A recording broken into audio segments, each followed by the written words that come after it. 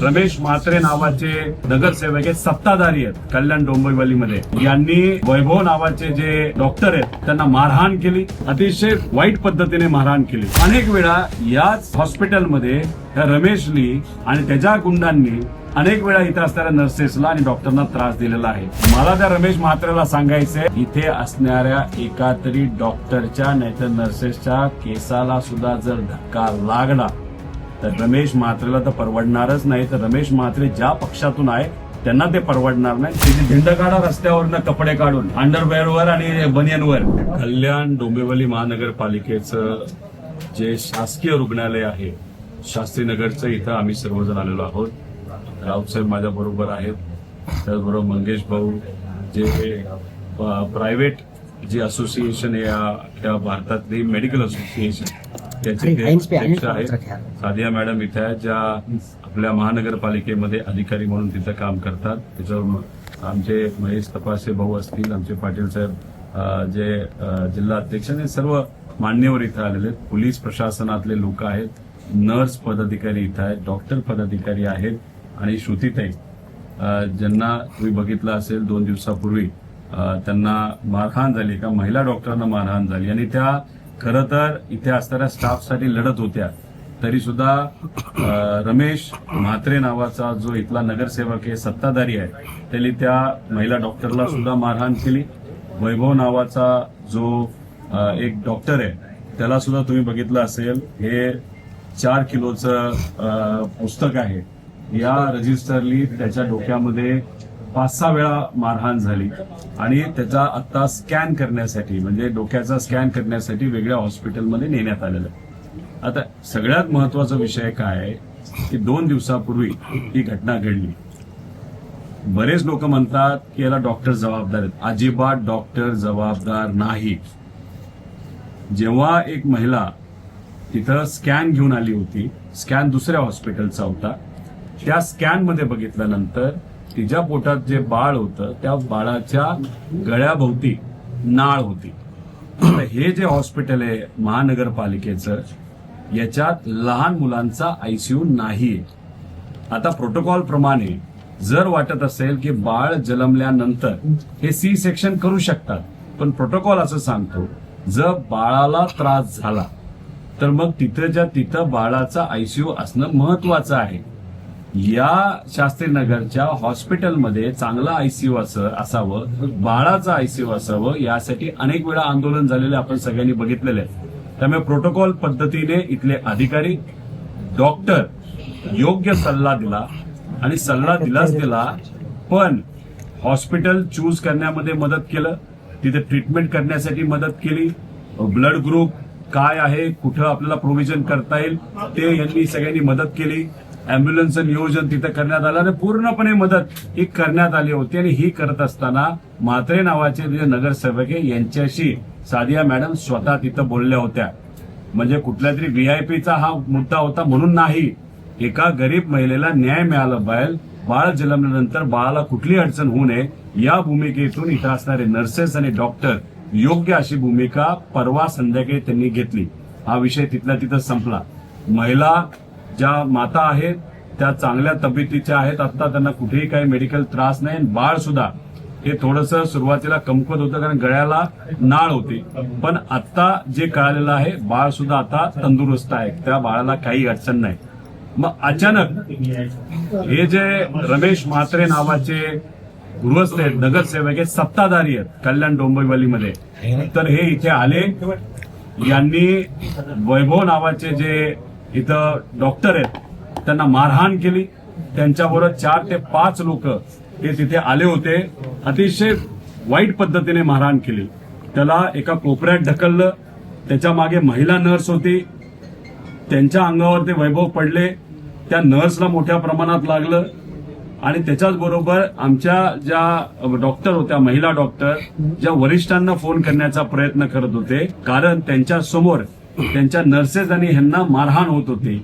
आणि तिथे असणारे जे म्हात्रे नावाचे नगरसेवक आहेत रमेश म्हात्रे, यांनी त्यांच्या हाताला मारलं, महिलेच्या हाताला. एकतर पुरुषांनी महिलेला हात लावलाच नाही पाहिजे, त्याला मारलं, फोन खाली पाडला. आणि ही जी दहशत आहे ना ही एकाच दिवशी झाली असं नाही. अनेक वेळा याच हॉस्पिटलमध्ये रमेशली आणि त्याच्या गुंडांनी अनेक वेळा इथं असणाऱ्या नर्सेसला आणि डॉक्टरना त्रास दिलेला आहे. आम्ही सर्वजण इथं आलेलो आहोत. आम्ही पूर्णपणे नर्सेसला आणि डॉक्टरना त्या ठिकाणी पाठिंबा देतो. त्याच्याचबरोबर आम्ही जेव्हा इथे असणाऱ्या पोलीस प्रशासनाशी बोललो आणि विचारलं की कोणाला कोणाला आतापर्यंत तुम्ही पकडलेलं आहे. एक तर BNSS कायद्याच्या अंतर्गत कलम टाकता येतात जे टाकलेत, आणि दुसरा विषय होता तो म्हणजे 2010ला काँग्रेस राष्ट्रवादीचं सरकार होतं तेव्हा आपण एक ऍक्ट आणली होती डॉक्टरांसाठी आणि नर्सेससाठी, मेडिकेअर नावाची. त्या ऍक्टच्या अंतर्गत सुद्धा जे काही कलम टाकायला पाहिजे होते ते टाकले होते का आम्ही विचारलं तेव्हा नाही, पण आता पोलीस म्हणतायत की हो आम्ही टाकलेले आहेत, आम्ही त्यांच्यावर विश्वास ठेवतो. हे नॉन कॉग्निझेबल म्हणजे कॉग्निझेबल हा गुन्हा आहे, दखलपात्र हा गुन्हा आहे. लगेचच्या लगेच त्याला पकडून जेलमध्ये टाकण्याचं प्रोव्हिजन याच्यामध्ये आहे आणि नॉन बेलेबल आहे. पण बघा काल 3 लोकांना पकडलं असं आम्हाला कळालं, पण जो हिरो होता म्हणजे जो स्वतःला हिरो समजत होता आणि जो त्या ठिकाणी नाटक करत होता, गुंडागर्दी करत होता, तो रमेश म्हात्रे आज सकाळी मीडियासमोर सहजपणे बाईट आणि मीडिया कॉन्फरन्स घेतो आणि त्याला तसंच सोडलं जातं. त्याला अजूनपर्यंत पकडलं गेलेलं नाही. या गोष्टीचा आम्ही निषेध करतो. पोलिसांना आम्ही सांगितलेलं आहे आज संध्याकाळपर्यंत त्या रमेश म्हात्रेला जर पोलिसांनी कैद केलं नाही, पकडलं नाही, तर आम्ही उद्या इथं दुपारी नाही तर संध्याकाळी जे काय डॉक्टर असोसिएशन IMA असोसिएशन जी या देशातली आहे त्याचे अध्यक्ष इथले हे आपले इथं मंगेशराव इथं आहेत, त्यांनी आम्हाला सांगावं की उद्या आंदोलन ते कधी करणार आहेत. कारण का आज बरेच हॉस्पिटल बंद आहेत, उद्या अख्खा जिल्हा बंद राहणार आहे आणि कदाचित तोपर्यंत या रमेश म्हात्रेला पकडलं नाही तर अख्खा महाराष्ट्र बंद राहू शकतो. अनेक सामान्य लोकांना अडचणी सहन कराव्या लागतील. त्यामुळे सरकारला विनंती आहे, हा तुमचा कार्यकर्ता असू द्या नाही तर तुमचा लाडका गुंड असू द्या, तो नगरसेवक नाही तर कुणी असू द्या, त्याच्यावर कारवाई झालीच पाहिजे अशी आमच्या सगळ्यांची मांग आहे. आणि त्याच्याच बरोबर IMA असोसिएशनचं मत आहे 2010ला जो कायदा आणला होता आपला मेडिकेअरचा, त्याच्यामध्ये बदल करण्याची जरूरत आहे. अजून कडक बनवावा लागेल आणि पोलीस प्रशासनाला त्याच्यामध्ये असणाऱ्या कायद्यांचं खूप ज्ञान आहे असं नाही. त्यामुळे त्यांना सुद्धा त्या बाबतीतलं ज्ञान देणं, ट्रेनिंग देणं आणि उद्या जाऊन इथं असणाऱ्या नाहीतर या महाराष्ट्रातल्या असणाऱ्या डॉक्टरांवर, नर्सेसवर कुणी तिचा हल्ला नाहीतर वेगळं कृत्य करत असेल तर त्यांना प्रोटेक्शन देण्याची पूर्णपणे जबाबदारी ही सरकारची आहे. प्रायव्हेट मधल्या डॉक्टरांची सेफ्टी सुद्धा आणि आमच्या गव्हर्नमेंट हॉस्पिटलच्या डॉक्टरांची सेफ्टी सुद्धा. तुम्ही बघा यांच्यावर अन्याय झाला तरी या नर्सेस आणि डॉक्टरांनी OPD चालू ठेवलेलं आहे. पण त्यांचं विनंती एवढीच आहे की पूर्ण हॉस्पिटल जर चालू ठेवायचं असेल तर आम्हाला इथं पोलीस प्रशासनाने आश्वासित केलं पाहिजे की इथं आम्ही पोलीस 24 तास इथे ठेवू. आणि हे ज्या गुंड आहेत रमेश म्हात्रे का कोण आणि त्याचे जे इतर चिल्लीपिल्ली लोक त्याच्याबरोबर फिरतात, त्यांनी महिला डॉक्टरांना धमकी दिली, इतर डॉक्टरांना, नर्सेसला धमकी दिली, बाहेर या मग बघतो. मला त्या रमेश म्हात्रेला सांगायचंय आणि सत्ताधाऱ्यांना सांगायचंय, सगळ्यांना सांगायचं, पोलीस प्रशासनाला सुद्धा सांगायचंय, इथे असणाऱ्या एका तरी डॉक्टरच्या नाहीतर नर्सेसच्या केसाला सुद्धा जर धक्का लागला तर रमेश म्हात्रेला तर परवडणारच नाही. तर रमेश म्हात्रे ज्या पक्षातून आहे त्यांना ते परवडणार नाही, पोलीस प्रशासनाला सुद्धा ते परवडणार नाही. त्यामुळे कृपा करून आजच्या आज त्या म्हात्रेला त्या ठिकाणी तुम्ही कैद करा आणि या आमच्या डॉक्टरांना न्याय द्या. आणि सरकारमध्ये अधिवेशनामध्ये आम्ही नक्कीच IMAची जी मांग आहे ती तिथं मांडू. आमच्या सुप्रियाताई सुळे असतील आणि उद्धव ठाकरे साहेबांचे शिवसैनिक असतील आणि काँग्रेसचे सुद्धा जे कोणी खासदार आहेत त्यांच्या माध्यमातून सुद्धा पार्लमेंटमध्ये हा विषय कसा मांडता येईल याचा आम्ही नक्कीच तिथं विचार करू. पण हे जे कृत्य झालेलं आहे त्याचा आम्ही निषेध करतो. काल ज्या पक्षातून हे नगरसेवक आहेत त्या पक्षाच्या नेत्यांनी काल ट्विट केली. ट्विट करून विषय संपत नसतो. आम्ही तुमचे आभार व्यक्त करतो, तुम्ही डॉक्टरांची बाजू मांडली, पण मग डॉक्टरांची बाजू मांडत असताना तुम्ही सत्ताधारी जर असाल आणि तुमचा हा जो गुंड नगरसेवक आहे तो आतापर्यंत जेलमध्ये पाहिजे होता, तुम्ही खरंच प्रामाणिकपणे तो मुद्दा तिथं मांडत असाल तर. त्यामुळे आज संध्याकाळी आम्ही वेळ देतो. आज संध्याकाळपर्यंत रमेश म्हात्रेंना जर तिथं पकडण्यात आलं नाही, जेलमध्ये टाकण्यात आलं नाही, तर आम्ही IMA बरोबर तसंच सरकारी हॉस्पिटलमध्ये नर्सेस आणि डॉक्टर यांच्याबरोबर उद्या याच भागामध्ये ते ठरवतील तिथं मोठं आंदोलन करू आणि मग ते या सरकारला परवडणारं आंदोलन नसणार आहे. तुम्ही पोलिसांवरती दबाव वगैरे आहे? सरकारमध्ये असणाऱ्या नेत्यांचा वर्धास्त आहे या रमेश म्हात्रेला. एक तर त्याच्यावर अनेक गुन्हे आहेत असं आम्हाला कळलंय. म्हणजे गुन्हेगारी क्षेत्रामध्ये गुण असणारा हा माणूस आहे. म्हणजे सामान्य लोकांना न्याय देणारा हा माणूस नाही. त्यामुळे हे जे कोणी महाशय आहेत रमेशराव, त्यांना आत्ताच्या आत्ता उचललं पाहिजे. खरं तर आम्ही पोलिसांना विचारत होतो, ते पोलीस म्हणले 3 लोकांना आत टाकलं. म्हणजे जो मेन माणूस हे रजिस्टर घेऊन लोकांना मारतोय, महिलांना मारतोय, तो सकाळी प्रेस कॉन्फरन्स घेतो. पोलिसांकडनं त्याच्यावर कुठलीच कारवाई केली जात नाही. मग हेच म्हणावं लागेल की सरकारमध्ये असणाऱ्या मोठ्या नेत्यांनी या रमेश म्हात्रेला बरदास्त दिल्यामुळे तो आज ओपन फिरू शकतो. त्यामुळे सरकारमध्ये असणाऱ्या नेत्यांनीच त्याला पाठबळ दिलेलं आहे. आणि मग होम मंत्रालय सुद्धा याच्यामध्ये जबाबदारी असं आम्ही तिथं धरू.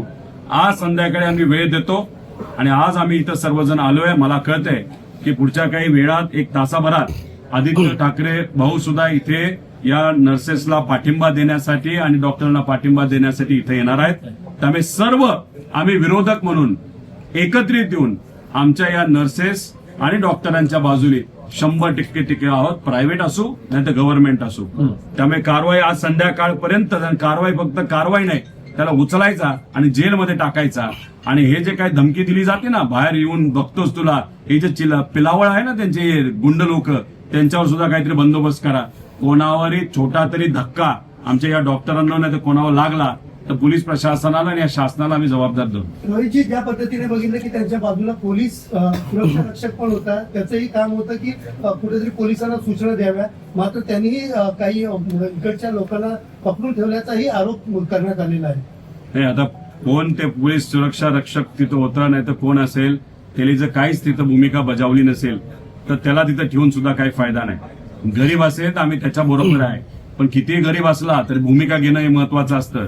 तुम्ही बघितलं असेल वैभव डॉक्टरांना तिथं मारलं जात होतं, तेव्हा मारहाण केली जात होती, तेव्हा महिला नर्सेस आणि महिला अधिकारी त्या डॉक्टर होत्या, आपल्या श्रुतीताई, त्या शांत नाही बसल्या. त्या सुद्धा तिथं हे एवढे पुरुष गुंड येऊन सुद्धा त्या तिथं त्या मुलाला वाचवण्याचा प्रयत्न करत होत्या. म्हणजे महिला, जे लोक म्हणतात ना बांगड्या घालतात, बांगड्यात पण ताकद असते, महिलांमध्ये ताकद असते, या सर्व नर्सेसनी आणि तिथल्या डॉक्टरांनी दाखवून दिलेलं आहे. त्यामुळे हा जो कोणी तिथं सिक्युरिटीवाला असेल तर गुपचाप बसला असेल ना, त्यालाही कुठेतरी घरी लावला पाहिजे असं आमचं प्रामाणिक मत आहे. फक्त या नॉर्मल सिक्युरिटीने काय होणार नाही. पोलीस प्रशासनाने जबाबदारी घ्यावी, या हॉस्पिटलमध्ये त्यांनी यावं आणि हे जे काही नर्सेसची डिमांड आहे की इथं त्यांना प्रोटेक्शन द्यावं, घरी जाऊच तर प्रोटेक्शन द्यावं, ही स्पष्ट भूमिका पोलिसांनी सुद्धा इथं मांडलं महत्वाचं आहे.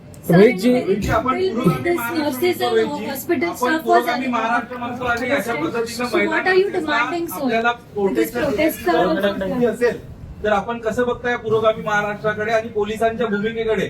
एक नगरसेवक जर गुन्हा करतो त्याला 12 तास पकडायला लागत असेल, त्यापेक्षा वरचा आमदार असेल, खासदार असेल, यांना पकडायला वर्ष लागतील. जेव्हा लोकांनी दिलेलं मॅन्डेट काही पक्षांना मान्य नसेल, ठीक आहे, आम्ही विरोधात आहोत. आम्ही विरोधात असताना सुद्धा आमच्या पक्षातले काही आमदारांना 50-50 कोटी रुपये देऊन फोडले जातात, खासदारांना 100 कोटी देऊन फोडले जातात. तेव्हा सरकारमध्ये असणाऱ्या नेत्यांना असं वाटतं गरिबाची सेवा करून काही उपयोग नाही. आमदार एकदा निवडून आला, खासदार एकदा निवडून आला, त्याला तसाचा तसा उचलायचा आणि आपल्याकडे न्यायचा. मग उद्या नर्सेसवर अडचण येऊ, डॉक्टरवर अडचण येऊ, महिलांचे अत्याचार वाढू, युवांवर अत्याचार होऊ, नाही तर लोकलमध्ये बोक्साबोक्सी तिथं होऊ. या सरकारला त्या बाबतीत काही पडलेलं नाही.